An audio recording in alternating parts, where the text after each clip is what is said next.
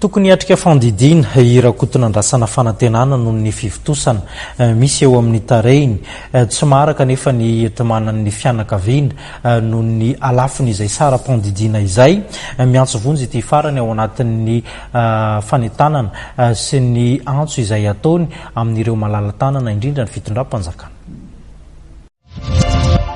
Tovolahy kely ao anatin'ny fahatanjahana irakotona andrasana fanantenana izay vao 7 taona. Tody tsy fahasalamana izy amin'izao fotoana izao tao anatin'ny 2 volana noho ny ovaran'ny aretina. Misy mivonto ny ilatavana rehefa makany amin'ny atodohan'ny olitra amin'ilay fivitosana izay mahatakona ny masony avy.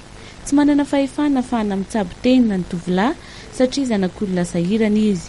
Mila fandidina nefa izy ary mitentina hatrany amin'ny 5 tapitrisa ariary ihany ny fandidina azy. Manao antsoavo amin'ireo izay malala-tanana, ny mpiray tandrazana sy ny mpitondra fanjakana ny fanantenana sy ny fianakaviana izay mipetraka eny amin'ny LOVA 24 tsy adana ambony.